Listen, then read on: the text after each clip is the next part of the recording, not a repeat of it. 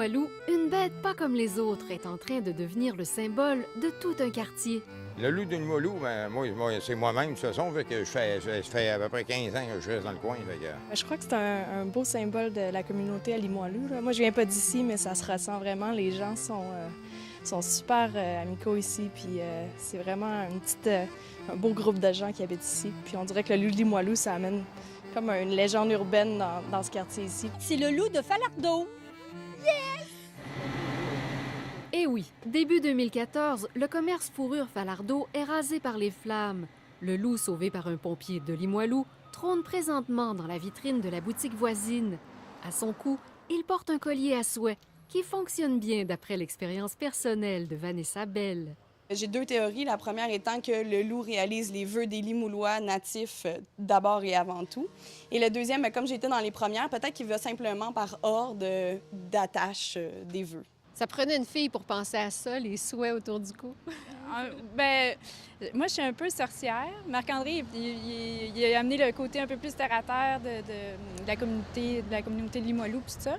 Puis, en fait, moi, je suis une fille de souhaits. Alors, je fais des souhaits un peu... je lance ça dans l'univers, là, comme on pourrait dire.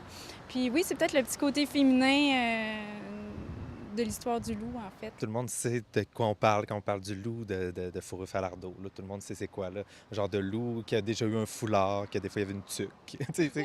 C'était comme vivant un peu, là.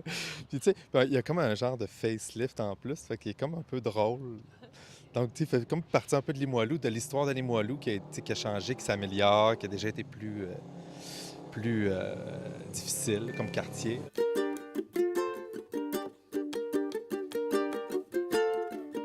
Le loup de Limoilou a déjà survécu à un incendie. Supposons qu'il a réalisé quelques souhaits. Que nous réserve-t-il pour la suite? La sociologue Sophie Hamel sonde l'opinion du public sur montlimoilou.com. Quelles questions on pose dans ce questionnaire-là? Ah, ben là, je peux pas tout révéler, mais je peux quand même dire, on demande aux gens, il faut le voir un peu comme un dialogue. Qu'est-ce que le loup symbolise pour eux?